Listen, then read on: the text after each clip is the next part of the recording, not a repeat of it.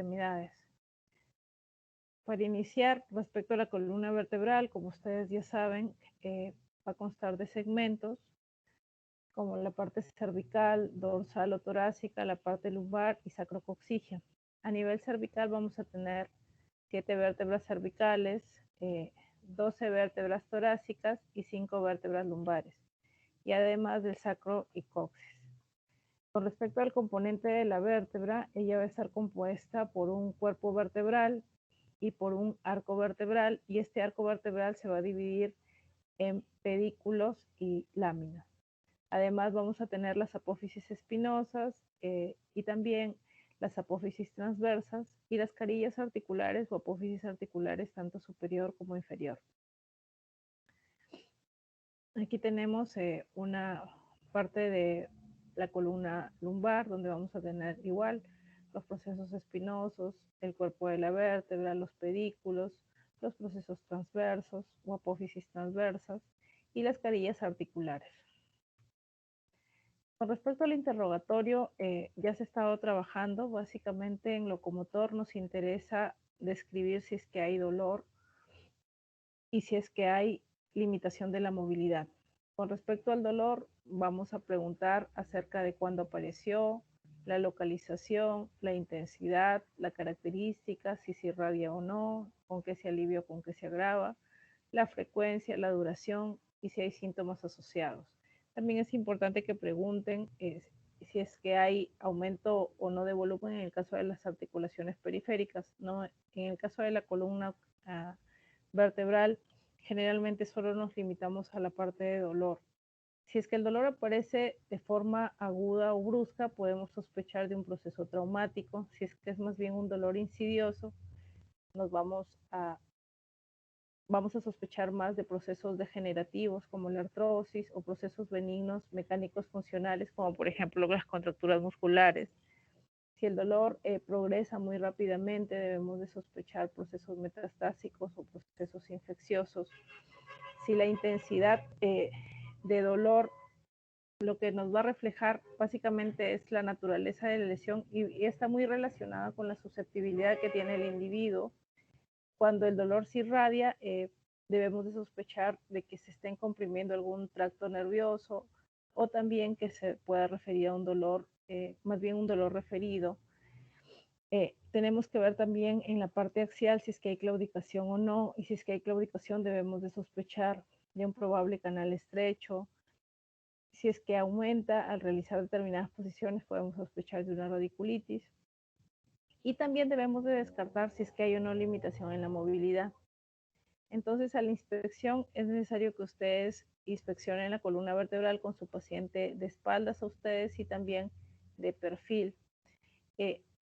Hay algunos puntos anatómicos que podemos observar, como por ejemplo la prominencia de la apófisis espinosa de C7, que está a nivel del borde superior de las escápulas, y también L4, que va a estar a nivel de lo que serían las crestas ilíacas en la parte posterior. Deben de saber que la columna normal tiene ciertas curvaturas, como por ejemplo la cifosis dorsal, la lordosis lumbar y la lordosis cervical. Dentro de las patologías más frecuentes está la escoliosis o incurvación lateral de la columna. Y nosotros en la inspección lo que vamos a ver es un desnivel a nivel de los hombros y un desnivel a nivel de las caderas, así como una curvatura de la columna. Muchas veces no se trata en sí de una escoliosis, sino son posiciones alteradas del paciente, es decir, actitudes escolióticas. Entonces ustedes tienen que diferenciar si es que se trata de una verdadera escoliosis o solo de una actitud escoliótica. Y para eso es útil la maniobra de Adams.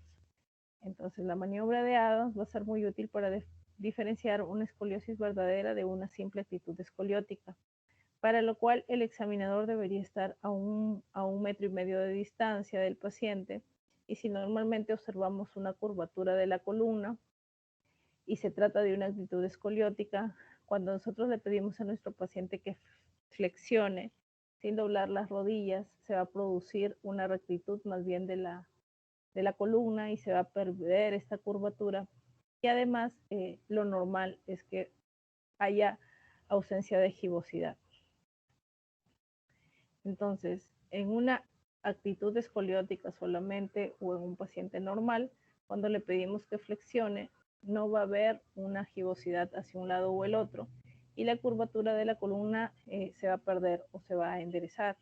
En cambio, en una actitud escoliótica, esa curvatura, en una escoliosis verdadera, esa curvatura va a permanecer y podemos ver una gibosidad hacia uno de los lados. Aquí, por ejemplo, vemos una paciente que tiene los hombros desnivelados. Si observamos la línea de la columna, se ve más bien que esta línea está alterada o incurvada y también un desnivel de caderas. Pero cuando le pedimos que flexione, más bien esa curvatura se pierde y se rectifica y no observamos una gibosidad. Por lo tanto, se trata de una actitud escoliótica. Otra cosa que puede también alterar la posición de la columna es la dismetría de los miembros inferiores. Por eso es importante que ustedes midan los miembros inferiores. Para ello, su paciente debe estar en posición de cúbito dorsal y debemos de emplear una cinta métrica, la cual va desde el espina ilíaca antero superior hacia el malleolo interno y se deben de medir ambos miembros inferiores. Deberían tener el mismo tamaño, pero existen procesos que producen dismetría, como por ejemplo la poliomielitis, alteraciones congénitas, las displasias óseas o actitudes viciosas en flexión, sobre todo de las rodillas. Cuando evaluamos columna, al igual que el resto de los segmentos del locomotor, también deben de evaluar partes blandas. Y ustedes ya han visto con el doctor Mercín lo que es piel, y hay que buscar si es que hay presencia de quistes, abscesos, trayectos fistulosos, zonas de hipertricosis o no, eritemas, manchas, tumores, si es que hay contracturas musculares o atrofias, o alguna actitud antálgica como por ejemplo en la tortícolis. Deben de evaluar la movilidad de la columna vertebral y lo que se va a evaluar es si es que existe limitación, si existe dolor y deben de explorarla por segmentos. La columna como un todo realiza movimientos de flexión y extensión, de inclinación o lateralización y de rotación. El movimiento de flexión suele ser 90 grados, extensión 30 grados, lateralización de 35 a 50 grados y la rotación de 40 grados. Aquí tenemos los movimientos de la columna con los grados que ya les he expresado. Y también, aparte de la evaluación de la columna como un todo, se debe de evaluar por segmentos, como ya les mencioné. Así vamos a tener, por ejemplo, que la columna cervical va a tener una flexión de 45 grados, una extensión de 55 grados, una lateralización de 40 grados y una rotación de hasta que puede ir, dependiendo de por dónde se tome, hasta de 70 grados. Hay una serie de maniobras que ustedes deberían explorar, como por ejemplo la maniobra de compresión del cráneo, que va a ser útil para descartar la presencia de radiculopatías. Esta maniobra también recibe el nombre de maniobra de Spurling y lo que busca es descartar si hay compresión de raíces nerviosas en recesos laterales. Y para ello el examinador se coloca por detrás del paciente y vamos a aplicar una fuerza axial al cuello, ¿sí?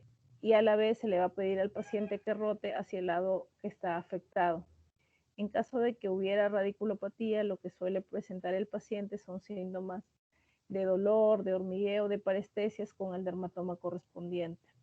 Recuerden que siempre deben de evaluar un lado y el lado contralateral. También debemos de evaluar la movilidad costal y para ello nos vamos a auxiliar de una cinta métrica, la cual se encuentre en un plano horizontal por encima de los pezones y se va a calcular la diferencia entre una inspiración máxima y una expiración máxima, la cual debe ser igual o mayor a 6 centímetros. Otro test que es muy común que se realiza en columna, sobre todo en columna lumbar, es el test de Schober. Este test de Schober va a tener en cuenta L4, el cual, como ya se mencionó, se encuentra a nivel de las crestas ilíacas. 1 centímetro por debajo vamos a tener L5 y a partir de L5 se traza una línea con 1 centímetro de 10 centímetros. O sea, vamos a utilizar 1 centímetro y vamos a marcar hasta 10 centímetros. Le vamos a pedir al paciente que se flexione Y nuevamente, cuando él esté en flexión, vamos a utilizar esa cinta métrica y lo normal es que aumente por encima de 4 centímetros. En este caso han puesto 15 centímetros. Eso es normal. En caso de que esté disminuido y que más bien no se incremente, es un proceso que nos indica que hay una disminución de la movilidad de la columna lumbar. Entonces, hay patrones de limitación de la movilidad vertebral que los puede hacer sospechar de alguna patología. Por ejemplo, si están limitados todos los movimientos y varios segmentos de la columna, podemos sospechar de la espondilitis anquilosante. Si está limitada solo parcialmente en uno o dos sentidos, podemos sospechar de una patología discal. Pero si la limitación es localizada y de forma global, podemos sospechar de procesos infecciosos. También se suele dar una contractura muscular intensa, podemos sospechar de espondiloartrosis avanzadas o de fracturas vertebrales o mielomas o metástasis. Recuerden que también tienen que palpar la columna. Nuestro segmento básicamente hace inspección y palpación. No se suele hacer percusión, salvo algunas partes, como por ejemplo en el síndrome del túnel del carpo. Y ocultación tampoco solemos hacer. Con respecto a la palpación, ¿qué van a palpar?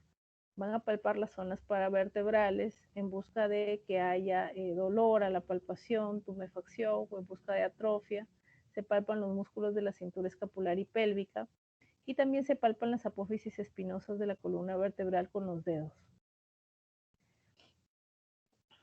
La columna cervical se va a evaluar con su paciente sentado, pidiéndole que recline la cabeza en los brazos cruzados sobre una silla.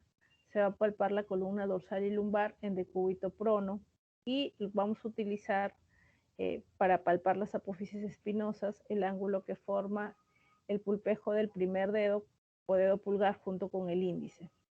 Si es que no hay dolor al palpar las apófisis espinosas, debemos de palpar la zona paravertebral.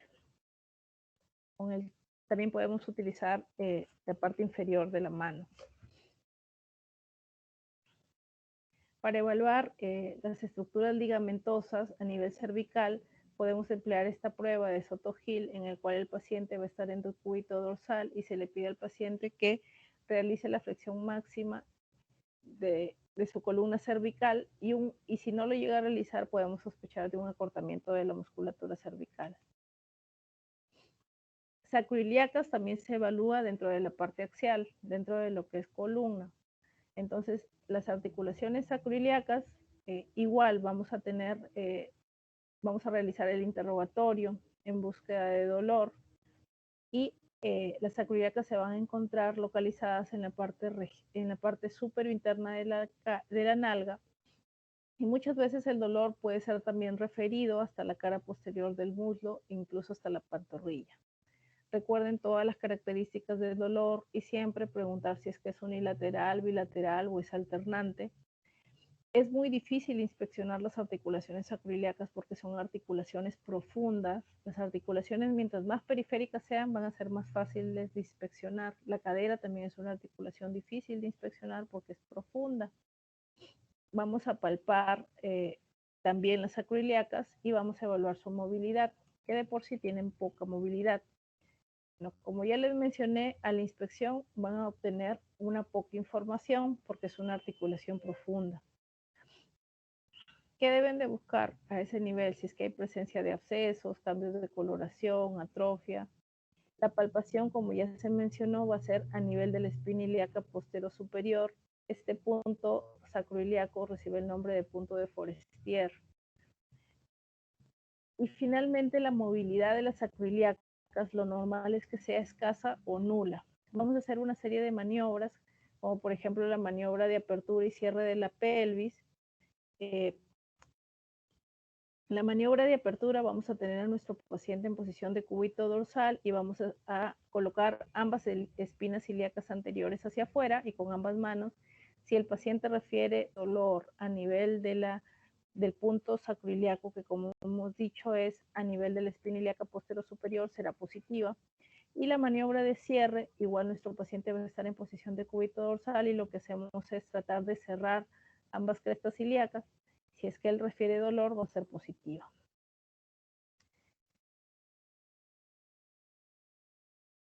Hay otra que también se utiliza al evaluar cadera, donde el paciente se encuentra en posición de cúbito dorsal y se le pide que forme una especie de 4 con sus piernas, ¿no? Llevando el talón hacia la parte superior de la rodilla. Si es que el paciente siente dolor a nivel de la espina ilíaca posterior superior, es positivo para una afección de sacroiliacas. Pero si más bien el dolor está en el triángulo de Scarpa, nos hablaría de una patología de la cadera. Y esta maniobra no debería dar dolor a nivel de la columna lumbar. Entonces, esta maniobra sirve para diferenciar patología lumbar de la sacroiliaca. Hay otro tipo de maniobras, como por ejemplo las maniobras que movilizan a la sacroiliaca en cizalla. Vamos a colocar a nuestro paciente en decúbito dorsal y lo que vamos a hacer es una hiperflexión forzada del muslo sobre la pelvis, manteniendo el otro muslo en extensión. Y en decúbito ventral vamos a hacer una hiperextensión forzada del muslo sobre la pelvis con la rodilla flexionada. Siempre que se evalúe columna, cadera, rodilla, tobillo y pie, deben de evaluar la marcha. Recuerden que la marcha se puede afectar no solo en procesos neurológicos, sino también en procesos que afecten el sistema locomotor. Y la marcha va a necesitar una serie de actos coordinados que inicialmente son voluntarios, pero también son automáticos. ¿Y cómo la van a evaluar? Le vamos a pedir al paciente que camine en una habitación espaciosa, lo suficientemente iluminada, con ropa de preferencia ligera. Vamos a examinar la marcha tanto de perfil como de frente y vamos a observar de él dónde mira, si su marcha es rápida o lenta, si se desvía o sigue una línea recta, si se para en exceso los miembros inferiores o más bien los junta demasiado, si existe basculación antero-posterior de la pelvis y compensación escapular y si los brazos pendulan normalmente. Vamos a hacerle caminar hacia adelante y hacia atrás con los ojos abiertos y con los ojos cerrados. Ustedes ya deben de haber visto con los otros docentes que la marcha hemipléjica se caracteriza porque uno de los miembros va a formar una especie de semiarco o la marcha en guadaña. En la marcha parkinsoniana, los pasos van a ser más bien pequeños y van a haber una serie de movimientos a manera de temblor en los miembros superiores.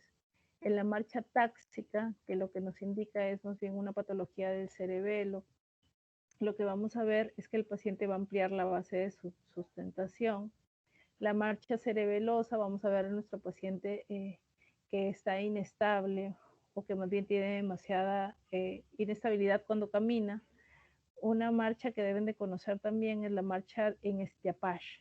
En esta marcha el paciente normalmente lo primero que coloca es la punta. Cuando uno realiza el paso, lo primero que se coloca es el talón. Entonces, aquí hemos culminado con lo que es columna. Vamos a pasar a las articulaciones periféricas. Y de las articulaciones periféricas, ustedes deben de evaluar o deben de ser capaces de distinguir que, la diferencia entre artralgia y artritis. Artralgia significa solo dolor en la articulación y artritis significa inflamación en la articulación. Deben de evaluar qué articulación está afectada, cuántas articulaciones se afectan. Si es una sola, hablaremos de un compromiso monoarticular. Si son 2 o 3, hablaremos de un compromiso oligoarticular. Y si son 4 más, de un compromiso poliarticular. Si la afección es simétrica o asimétrica. Simétrica cuando afecta ambos lados y asimétrica cuando solo afecta uno. Si es un proceso agudo, subagudo o crónico. En el interrogatorio deben de evaluar todas las características de dolor que ya hemos mencionado y descartar si es que es un dolor inflamatorio, que es aquel que se presenta en reposo, o un dolor mecánico, que es aquel que se presenta cuando hacen actividad. En la articulación vamos a evaluar la inspección, vamos a realizar palpación y vamos a evaluar el movimiento. Y en algunas ocasiones vamos a utilizar las maniobras. Vamos a empezar con la articulación del hombro. Como ustedes ya saben, la articulación del hombro va a estar compuesta por la articulación glenohumeral, pero también van a participar la articulación acromioclavicular y la articulación escapulotorácica.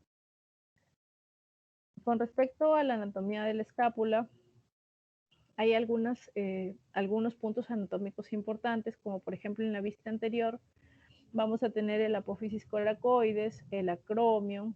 En la vista posterior vamos a tener la espina de la escápula. En la vista lateral también vamos a tener el acromion y el apófisis coracoides. Entonces, a la inspección del hombro, deben evaluar a su paciente de frente.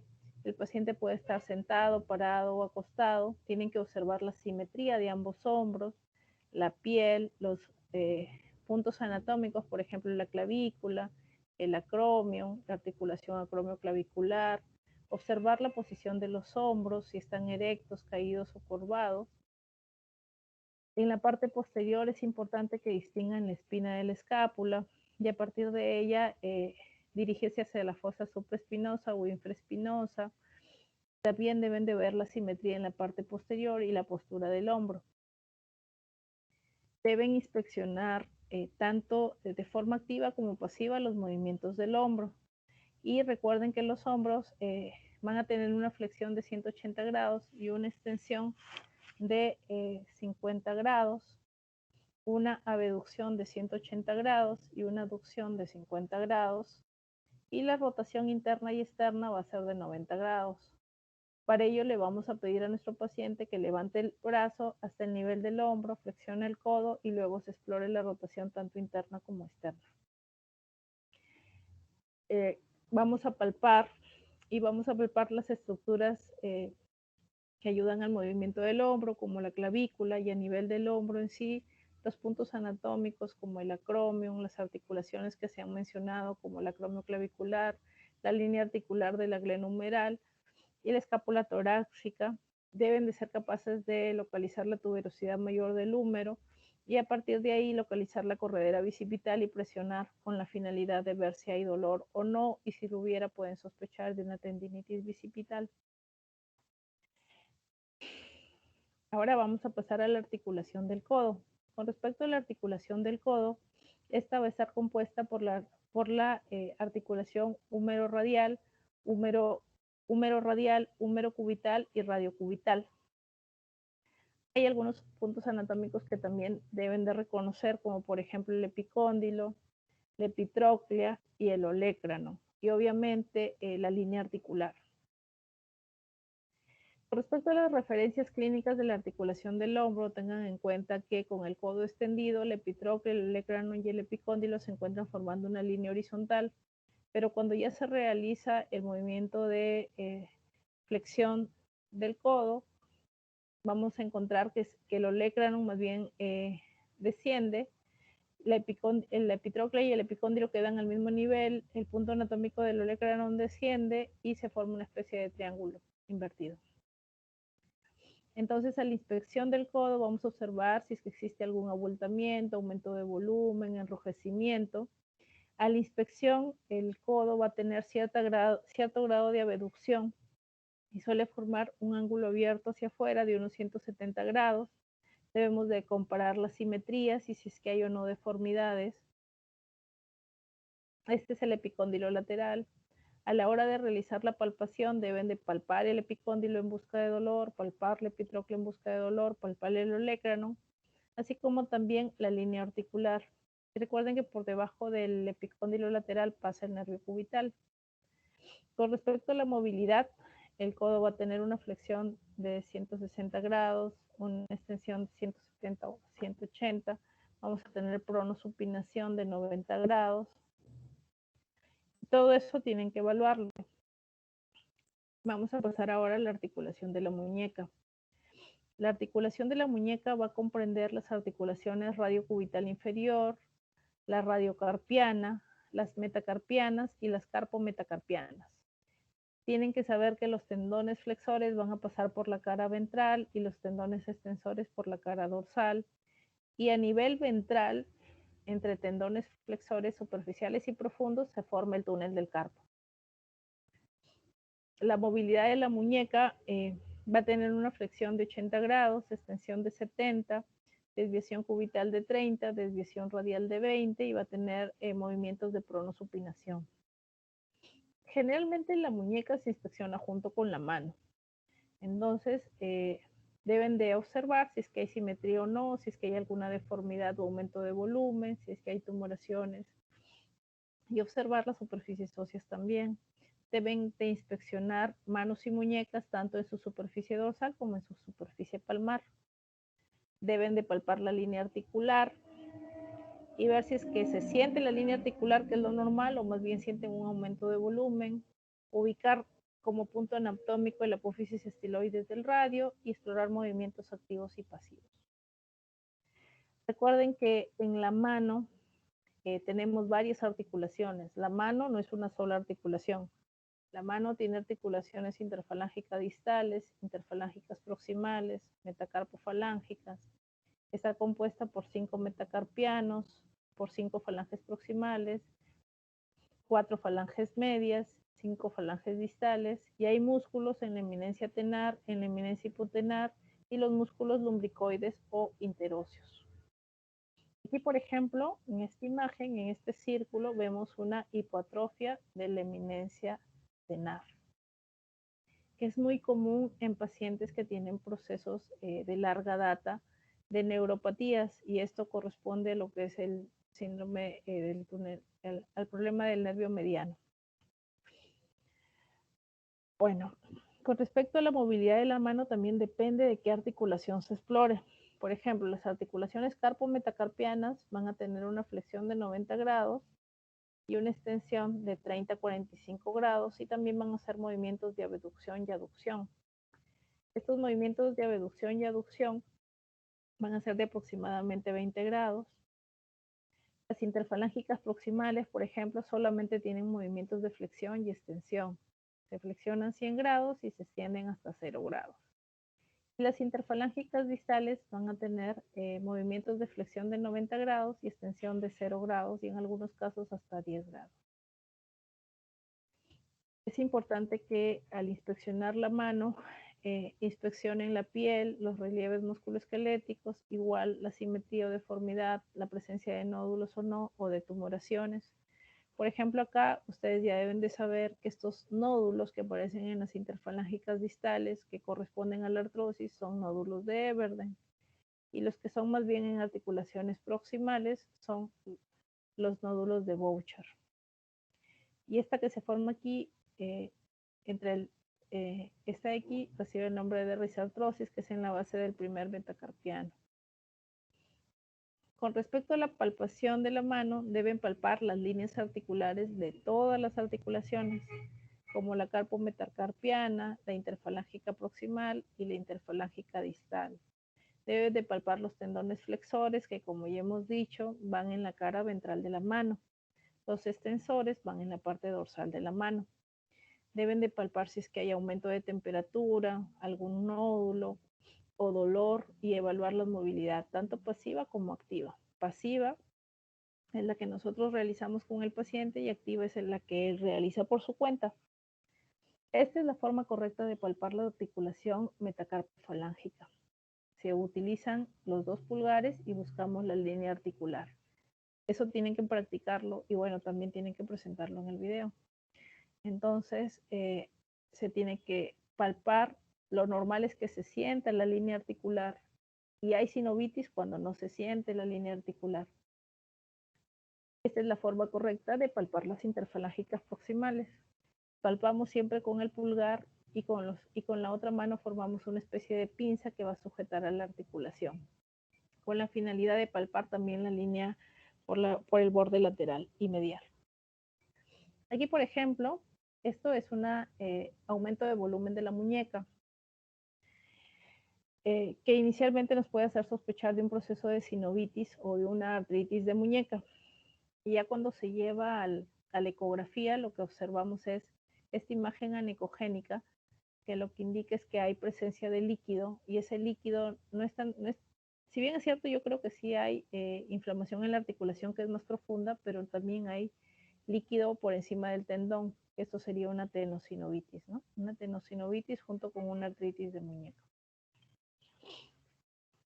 Muchos pacientes acuden más bien por molestias que refieren el síndrome del túnel del carpo. Eso se caracteriza porque hay rigidez matutina y adormecimiento de los 3 primeros dedos.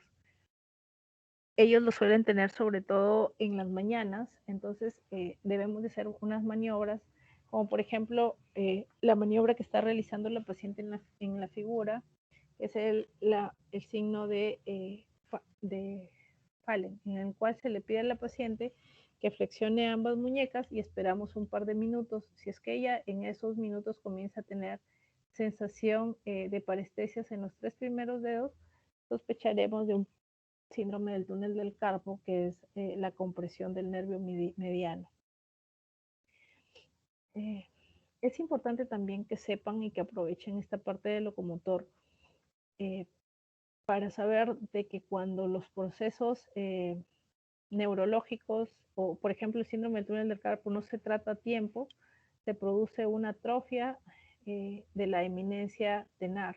Aquí lo que vemos es una atrofia de la eminencia tenar de ambas manos, producto de una compresión crónica y severa del nervio mediano a nivel del túnel del carpo. Y eso clínicamente se manifiesta con pérdida de la fuerza distal, ¿no? El paciente, ¿cómo se evalúa fuerza distal? Le pides que coja objetos, por ejemplo, una taza, y si no la puede coger o se le cae de la mano, eso significa de que hay poca fuerza. Igual, ustedes le pueden pedir, por favor, apriete mi mano o apriete sus dedos e intentar abrir la presión que ellos tienen. Si es que hay pérdida de fuerza, lo lograrán fácilmente y si no, va a ser más difícil. Bueno, acá tenemos un poquito más del nervio mediano, que lo que ocasiona cuando se afecta o se comprime es parestesias a nivel del primer, segundo y tercer dedo de la mano y la mitad del cuarto. Así hemos terminado lo que es el miembro superior. Ahora vamos a pasar a miembro inferior y vamos a empezar con la articulación de la cadera. En la articulación de la cadera vamos a tener elementos óseos como por ejemplo la cavidad cotiloidea y la cabeza y cuello femoral. Hay una serie de grupos musculares, que esto ya lo deben de conocer por anatomía. En cadera tenemos flexores, extensores, abductores, aductores y rotadores internos y externos. La movilidad de la cadera es de una flexión de 130 grados, abducción de 45 grados, aducción de 30 grados, extensión de 20 grados, rotación externa de 40 grados, rotación interna de 60 grados. La cadera es una articulación profunda, entonces la inspección nos va a dar pocos datos. Sin embargo, toda la posición del miembro nos puede hacer sospechar de algunos procesos patológicos. La cadera la podemos inspeccionar con el paciente de pie o acostado y también podemos evaluar su movilidad activa. Debemos de evaluar si es que hay atrofia, si su actitud es normal, si está desviada, si es que hay además desviación. Debemos de evaluar el acortamiento de extremidades mediante la medición entre la espina ilíaca anterosuperior y el malleolo interno del pie, que ya lo señalamos al inicio de la exposición. Van a haber algunas posiciones patológicas que los puedan hacer sospechar de alguna alteración en cadera, como por ejemplo, en este caso que la cadera se encuentra en rotación externa, en abducción, en flexión y con acortamiento. Los puede hacer sospechar de una luxación inferior anterior, o cuando la cadera más bien se encuentra en extensión, en rotación externa, en abducción y hay más bien un alargamiento en una luxación superior anterior. En la palpación debemos de palpar el estado de la piel, si está con cambios de temperatura, el tono muscular, los ganglios, la arteria femoral. El trocánter vendría a ser una de las estructuras que son más fácilmente palpables en la cadera. Debemos de palpar si es que hay crujidos al realizar movimiento o no. Y debemos de evaluar la marcha, siempre marcha, en todas las articulaciones del miembro inferior. Con respecto a la articulación de la rodilla va a tener puntos anatómicos como por ejemplo la rótula, el tendón del cuádriceps, el tendón patelar, la línea articular. La movilidad de la rodilla se debe evaluar tanto activa como pasiva. Va a haber una flexión de 140 grados, una rotación interna de 30 grados, una rotación externa de 40 grados. A la inspección de la rodilla se deben de comparar ambas rodillas tanto de forma anterior como posterior y van a haber algunas alteraciones como por ejemplo esta posición en X en la cual ambas rodillas se unen en la línea media y eso recibe el nombre de genuvalgo. Y cuando más bien se separan formando una especie de arco, recibe el nombre de genuvaro. A la inspección de la rodilla, por ejemplo, en esta primera imagen que está a la izquierda, noten ustedes que los cuádriceps son diferentes, porque hay una hipotrofia de todo este miembro, ¿no? De todo este miembro inferior, incluyendo la musculatura que recubre la rodilla o que participa en los movimientos de la rodilla. Podríamos decir que hay una hipotrofia de toda la parte del miembro inferior, de todo el miembro inferior derecho. Es importante que vean la rodilla tanto en su cara anterior, lateral, medial y posterior. Por ejemplo, acá, esta imagen es de un quiste de Baker. En ambas rodillas hay quiste de Baker que se produce o se observa como una protusión medial en la parte posterior de la rodilla, posterior y medial de la rodilla. Eso ocasiona obviamente dolor, ¿no? Como ya les señalé, hay una serie de puntos anatómicos que pueden palpar, como por ejemplo la rótula, el tendón del cuádriceps, el tendón patelar, la línea articular. Hay una serie de maniobras específicas, como aquellas que buscan la presencia de líquido en la articulación o sinovitis, como por ejemplo el signo de la oleada, el signo del témpano. Hay maniobras que buscan evaluar meniscos, como la maniobra de Apley, en el cual hacemos una presión interna del pie y rotamos la rodilla. Hacemos rotación interna y rotación externa. La maniobra de McMurray, en la cual realizamos inicialmente una flexión de la rodilla y posteriormente extendemos haciendo una rotación interna o externa en busca de dolor o un chasquido que nos pueda hacer sospechar de que hay una meniscopatía. La maniobra para evaluar ligamentos, vamos a tener varias maniobras. Una de las maniobras son las maniobras de cajón anterior y posterior, en la cual el examinador se sienta sobre el pie del paciente y va a producir un movimiento hacia afuera para evaluar el ligamento cruzado anterior, y esta es la maniobra de cajón anterior, o hacia adentro para evaluar el ligamento cruzado posterior. La maniobra de bostezo lo que busca es evaluar los ligamentos laterales, tanto externo como interno, y para lo cual el paciente está en decúbito dorsal y hace movimientos con una mano hacia adentro del muslo y con la otra llevando la pierna hacia afuera. También en rodilla tenemos que evaluar la marcha de nuestro paciente. Con respecto a la articulación del tobillo también va a tener una línea articular y determinadas estructuras o puntos anatómicos que tienen que conocer en su paciente, como el maleolo medial, el maleolo lateral, donde está el peroné, donde está la tibia, donde está el astrágalo y el calcáneo. Evaluar la movilidad del tobillo, tanto activa como pasiva. Si es que hay alteraciones a nivel de la piel, ya sean cicatrices, signos inflamatorios, cómo está el tono, si es que hay edema o no, si es que hay puntos dolorosos. Vamos a evaluar la marcha y vamos a hacer los movimientos activos y pasivos. La sinovitis la solemos palpar en la línea articular a nivel de la cara anterior, también con pulgares. Es importante que todas las evaluaciones de sus articulaciones sean por todas las caras de la articulación. Por ejemplo, aquí en tobillo van a observar la cara anterior, la cara lateral, la cara medial y la cara posterior. Por ejemplo, fíjense aquí, en la parte posterior, observamos que el tendón de Aquiles es diferente en ambos lados. En el lado izquierdo está más bien engrosado en comparación con el lado derecho. Entonces podemos sospechar de una entesitis aquiliana y más aún si hay dolor a la palpación. La línea articular se va a palpar tal y como está la figura, utilizando ambos pulgares y como también se hace en la palpación de la muñeca. Vamos a evaluar también las metatarsofalángicas. Recuerden que en el pie, al igual que en la mano, hay muchas articulaciones. Tenemos falanges distales, 5 falanges distales, 4 falanges mediales, 5 falanges proximales, los huesos metatarsianos, y en cada parte vamos a tener articulaciones, ¿no? Las metatarsofalángicas, las interfalángicas proximales, las interfalángicas distales, y también en el pie como tal, junto con el tobillo, vamos a tener eh, a varios huesitos como son los cuneiformes, el cuboides, el astrágalo, que es el que forma la articulación con el tobillo, y el calcáneo.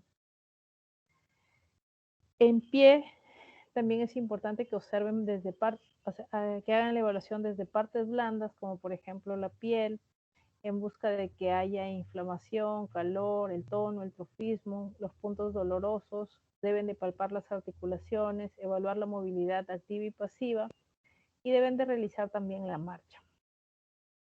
Por ejemplo, acá la inspección. Observamos que hay un proceso inflamatorio a nivel de la primera articulación metatarsofalágica.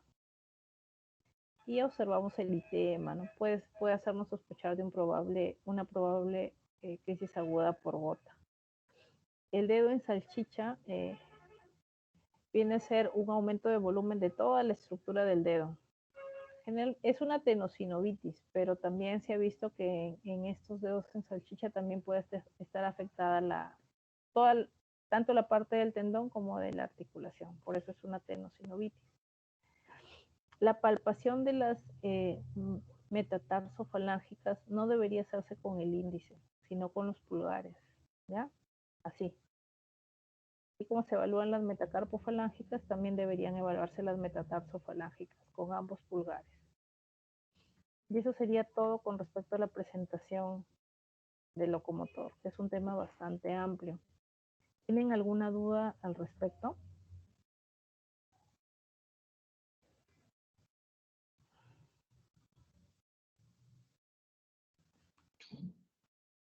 Doctora, buenos días. Una consulta. Sí, Brian, te oigo. En cuanto a las manifestaciones del síndrome del túnel del carpo, únicamente va a ser de la región tenar. Mm, Generalmente son los 3 primeros dedos y la mitad del cuarto. Depende, inicialmente ellos se manifiestan como la presencia de rigidez matutina y parestesias en esa zona, o cada vez que realizan una flexión excesiva. No necesariamente van a ver atrofia en cuadros agudos.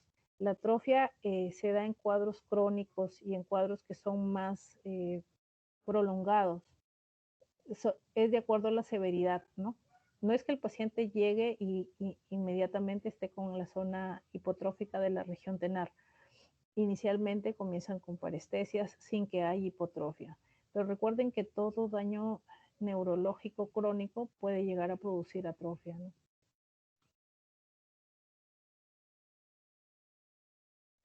O sea, es decir, ya en su etapa avanzada recién va a producir atrofia la región tenar, pero Así es, comienza con con parestesias parestesias, de los así tres es, o cuatro primeros dedos. ajá, así es, y rigidez matutina, sí. Eso es algo muy frecuente, ustedes lo van a ver a lo largo de su carrera seguro, pero inicialmente comienza con parestesias nada más, o molestias, rigidez. Hay una maniobra que se hace, que aparte de la que les mostré, que es son dos maniobras, Tinel y Fallen. Hay una que es con percusión a nivel del túnel del carpo. El túnel del carpo se entiende que está en la parte ventral de la muñeca, entre los tendones flexores eh, que están a nivel de la muñeca. Entonces, cuando ustedes percuten en ese nivel, también ellos sienten parestesias en los 3 primeros dedos. Y la otra maniobra, que sería la de Fallen, cuando la señorita flexiona su mano, y también se le pide que esté durante 2 minutos, y lo que se hace es que si es que está afectado, se siente esa alteración. Obviamente esto es clínico.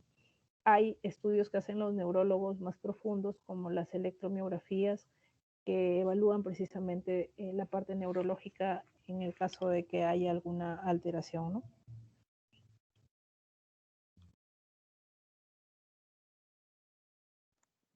Ya, doctora, gracias. Gracias a ti, Brian. Doctora, buenos días. Buenos días, Diana.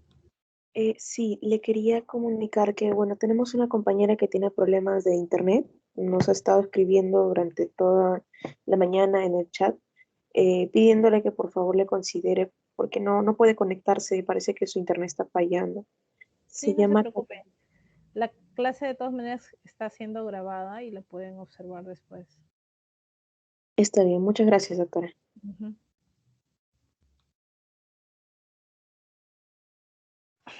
Doctora, Bueno, buenos días. buenos días. Una pregunta. En el caso, por ejemplo, una lesión o fractura en el fémur, compromete, ¿no? La marcha. ¿Cómo se podría evaluar? Por ejemplo, yo tuve una fisura en el fémur, pero no podía caminar un tiempo. Pero yo pensaba que era articular, no en la cadera. Y al inicio los doctores también confundieron ese diagnóstico, ¿no? Que yo era ya congénito, que tenía así, yo caminaba así porque era congénito. Uh-huh. Pero fue difícil evaluarlo. Si la lesión era a nivel de la cadera o a nivel del inicio del fémur. Ya con imágenes se puede evaluar eso, pero así, ¿alguna maniobra existe? Lo que se debería hacer es evaluar todo lo que es cadera, ¿no? Todo lo que es cadera. Bueno, depende. Si tú me dices que es parte proximal de fémur, me imagino que es próximo a la articulación de cadera. Y si es que hay Sí, dudas del diagnóstico, o sea, se debería alterar, pues, ¿no? Si es que hay una afección. Recuerden que la articulación es la composición de dos superficies óseas. Entonces, si es que es la parte proximal de fémur, lo más probable es de que haya repercusión sobre la cadera y a lo mejor clínicamente se puede ver limitación del rango del movimiento. Es una articulación profunda que a la inspección no te va a dar un dato de por sí de la articulación, pero el mismo hecho de que no pueda caminar debe hacerlo sospechar de esa patología, y al hacer los movimientos que incluyan el movimiento de la articulación como tal, debería haber dolor también, ¿no? Por ejemplo, cuando ustedes ven fracturas de cadera, lo común o lo que nos enseñan a nosotros cuando estamos en la parte clínica es que el paciente no puede caminar, está acostado y está con el miembro inferior en rotación externa, acortado en relación al otro y en una ligera abducción. Pero ya el hecho de que ya exista una sospecha clínica sí los debe llevar a ampliar su estudio con imágenes.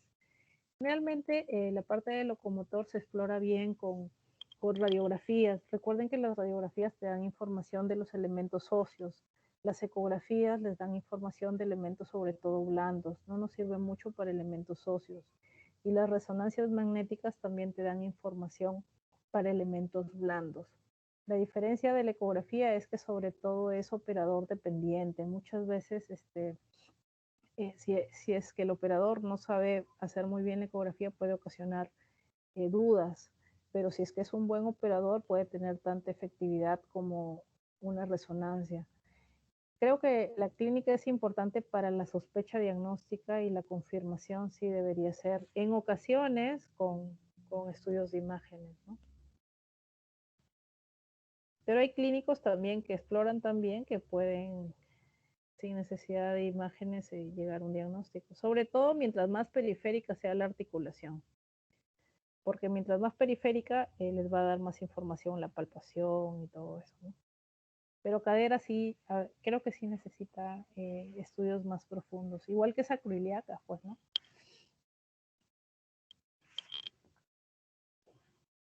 ok, doctora, gracias. La idea es que tengan, o sea, la idea es que tengan una sospecha diagnóstica de qué pueda tener su paciente. Esa es la idea. Por ejemplo, Brian nos preguntaba del síndrome del túnel del carpo. Lo van a sospechar en un paciente con parestesias en los tres primeros dedos y que sea reproductible cada vez que haya flexión de la muñeca. Su otro compañero nos preguntaba de un problema que tenía él a la marcha y mucho dolor y era en fémur proximal. Ya el mismo hecho de que haya afección en la marcha, de que haya dolor localizado, y si cuando ustedes lo exploran hay limitación de los rangos de movimiento, los puede hacer sospechar de una patología a nivel de cadera que se debe de evaluar o complementar con estudios de imagen. La idea es que semiológicamente sospechen más o menos que pueda tener su paciente y luego lo puedan llevar a cabo. Bueno, un ratito los voy a dejar porque me están llamando del hospital un ratito ya.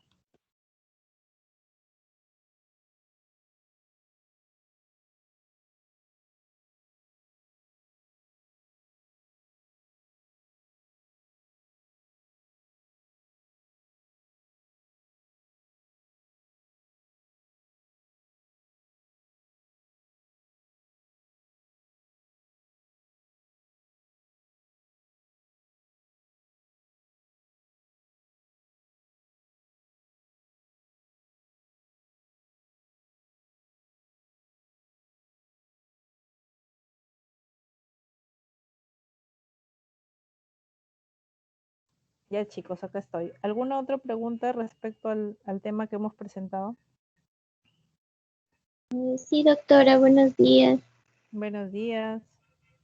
Me llamó la atención, no sé, esa ecografía era de sinovitis o de tendosinovitis, pero quisiera que me explique más acerca de la tendosinovitis y también se presenta en artritis reumatoide. Las articulaciones se conectan, o sea, no son elementos aislados. Nosotros lo vemos como aislados, pero realmente tienen comunicación con las otras estructuras, ¿sí? La, eh, este no es un curso de imágenes, ustedes lo van a llevar más adelante. En ecografía, la presencia de líquido se ve negro, así se ve, eso tienen que grabárselo. Se ve negro. Entonces, sobre una articulación, si ustedes colocan el ecógrafo y ven una imagen negra, tienen que sospechar de presencia de líquido. No solo en una articulación donde esté ese aspecto negro, a tal punto de que debe sospechar, después se les debe aplicar una estructura del ecógrafo que se llama Doppler para ver si son vasos sanguíneos o solamente es líquido. Ya, entonces, en esa imagen que les presenté, bueno, voy a ponerlo acá. En esa imagen que les presenté, que le llamó la atención a su compañera, a ver, un ratito. Aquí está. La articulación está acá, en la parte más profunda. Y la articulación, realmente el hueso en ecografía solamente se ve como una línea blanca. Y fíjense ustedes que hay ese aspecto negro que estamos diciendo, que estamos quedando en que eso es líquido. Hay líquido sobre la articulación, pero encima de la articulación pasa esta estructura fibrilar, que es un tendón, y hay líquido también sobre ella. Esta es la información por ecografía, pero cuando ustedes ven al paciente no lo ven así. Ustedes ven esto, la figura A o B. Entonces dicen, pucha, no es una muñeca normal, ¿no? Es una muñeca que está aumentada de volumen. ¿Y esto será duro o blando? Porque también puede ser duro. Entonces lo palpan y sienten que es líquido, que es una estructura blanda, ¿no? Entonces, ante la sospecha, lo llevan a una eco y lo que ven es esto. Ustedes están recién en esta parte, en búsqueda de signos y síntomas. Ya más adelante en otros cursos van a hacer estudios complementarios y bueno, van a poder explorar otras cosas. Pero realmente en la artritis hay sinovitis, pero también puede haber tenosinovitis, porque eso se llena tanto de líquido que puede llegar a afectar hasta los tendones, ¿no? No son estructuras completamente aisladas, sino todas se relacionan. Bueno, voy a dejar de compartir y no sé si continuamos con la otra clase o lo dejamos para mañana. Si continuamos, les pido que hagamos un break más o menos de 15 minutos o 10 minutos. Pónganse de acuerdo y me avisan con su delegada.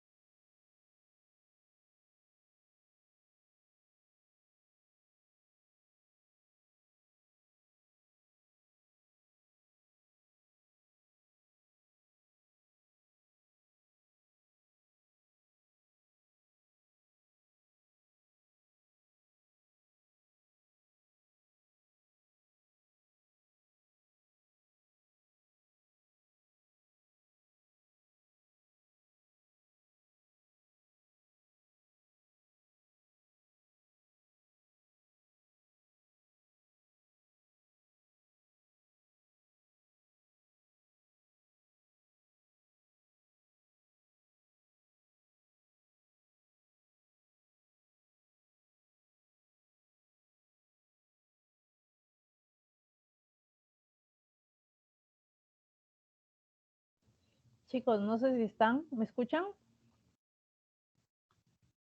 Sí, doctora.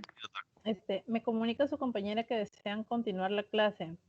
Yo voy a crear otra sesión, voy a dejar de grabar, voy a crear otra sesión para que entren a la otra clase. Y lo que sí les pido que hagamos un break para que estén frescos. La clase no es muy larga, su máximo durará 1 hora. Ya, voy a crear otro link. Podemos empezar a las 10 de la mañana. Está bien, gracias, doctora. Gracias, voy a dejar de grabar. Gracias por sus participaciones. Nos reencontramos en unos minutos.